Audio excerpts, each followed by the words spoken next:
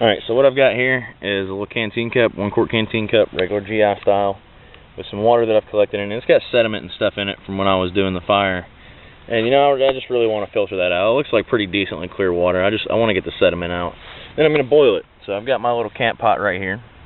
That is decently clean. Now, there's only a couple ways you can really filter water. If it's really, really nasty, dirty water, I actually suggest building yourself or getting a charcoal filter or something of that sort. Other than that, there's really nothing I can say to use besides just a piece of cloth, you know. A piece of cloth would do just fine. You know, I've got a piece of, you know, and they say to use cotton, or, you know, there's only certain types of cloth to use. To be honest with you, if it's something that you're just filtering sediment out of, cloth does it, okay? It's cloth, period. So I've got a piece of ace bandage here that came out of my medical kit. And I've got some other stuff I can use. I'm just trying to show you that you don't have to stick to the basics. You can think outside the box when you're trying to do filtration and stuff like that.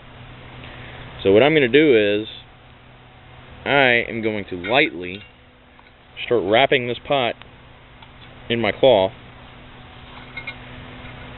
so that it creates a bowl type deal in the center of it. When I say lightly, I mean lightly. Like, it's just, I'm making it to where it will create a bowl in the center so I can pour the water into it and it will filter it, period.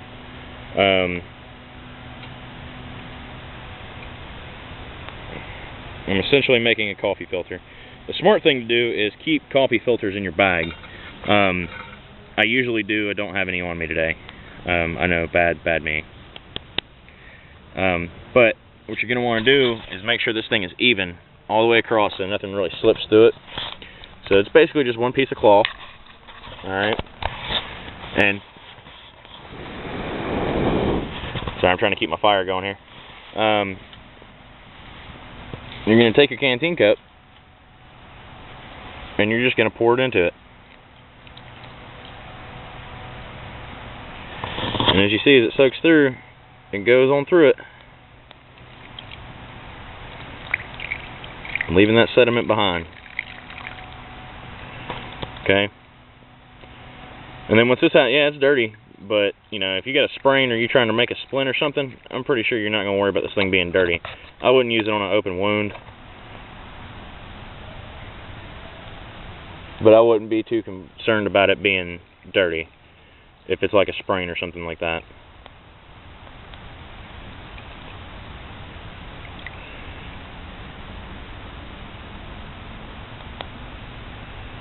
So we've almost got the full amount in there.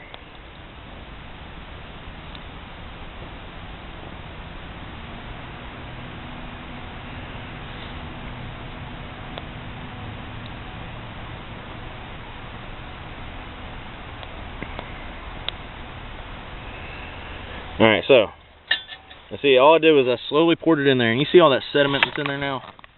That was what was in my canteen cup from the fire and such stuff like that. Alright, and that's a hot fire, by the way. It looks small, but that is a hot fire, okay? Especially when there's actually fire to it. But the embers is what makes a fire hot, not just the fire flame itself. You know, that's something people always forget, is that the embers are hotter than the flame because they've been burning longer. It's actually a deeper burn in the wood as opposed to just a piece of flame coming off of it. The flame is just the oxygen burning, the embers are the wood burning.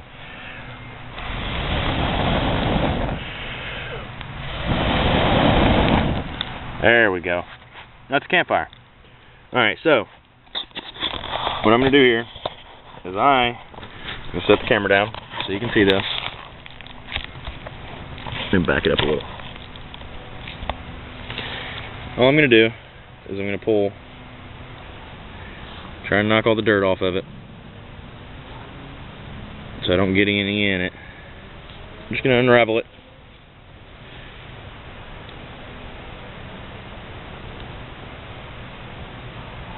And just pull the cloth off of it. just like this. Alright, so we still got a little bit of sediment in there, but you know, it's decently filtered now. I'm not necessarily concerned about it. There's a little bit of sediment in there, but I can see it's just dirt. And, you know, as far as water purification goes, dirt, I mean, yeah, it's got some germs in it. As long as you boil this stuff, it should be okay. I'm trying to find a spot next to the fire to put it on so that we can get this going ahead and rocking and rolling as far as boiling goes.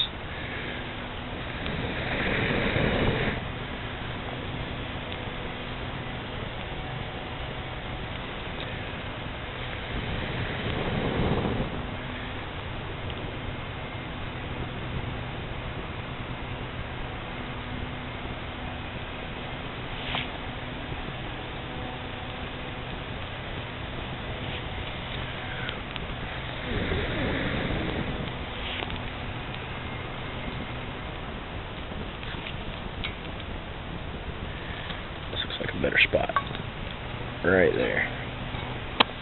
Alright, so I'm gonna go ahead and put my canteen cup back up. It's getting dark out here. Put some baby wipes back in there.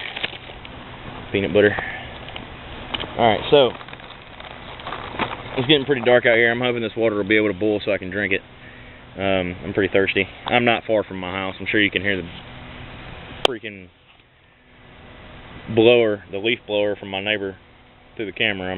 I'm hoping not, but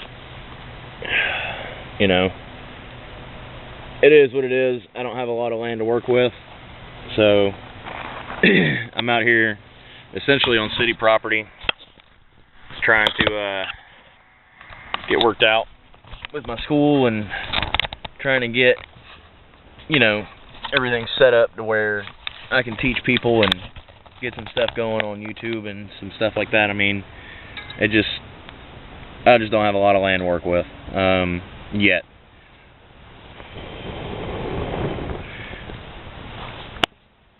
I do want to give a couple shout outs to Dave Canterbury over at the Pathfinder School. He is his videos are actually the ones that got me started into this kind of stuff, and I've been doing my own research and everything. And you know, I realize that, you know, it's not too much different from being in the Army itself, being in the military. And there's a lot of stuff that is survival related that is taught to you by the military, and you know, you just don't realize it whenever you're doing it. So you know, I don't consider myself an expert in the field. I do consider myself someone who is knowledgeable and someone who is willing to impart my knowledge upon other people, so that the knowledge can be spread, so that, you know, wilderness survival does not go down the hole. Primitive survival does not go down the hole. I'm not very big on primitive survival. I'm not primitive. I live in 2014. I do believe in primitive survival as far as if you get stuck and you have nothing. However, there is a way to be prepared to have things. Here in just a second, I'm going to go check my trap. And if there ain't nothing there, then that'll be the end of this video. If there is, then there'll be a little cut scene at the end of me chomping on some squirrel, and then I'll upload the video later of how you clean it and dress it and prep it to be cooked. So, got a few ideas as far as names for my school are going to be. My wife's a big Transformers fan, so she came up with Optimus. Optimus Survival. I'm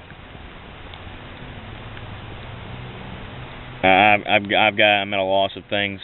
So if anybody out there can leave me a comment as far as, you know, an awesome name that y'all would like me to have or something like that, or if you're interested in attending a class, I'll be getting those set up by June or July to where I can actually have students come out and we can work in a field environment on survival and such things of that nature.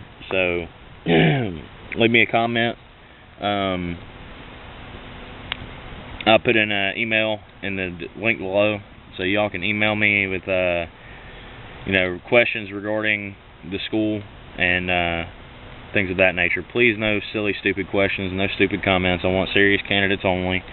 And you know, we'll discuss pricing after that. So I'm not out to try and scrape anybody over some pricing. I'm trying to get the knowledge out there and spread the word. So thank you. I'm Chris with I guess Optimist Survival for now, and give me a shout. Thanks.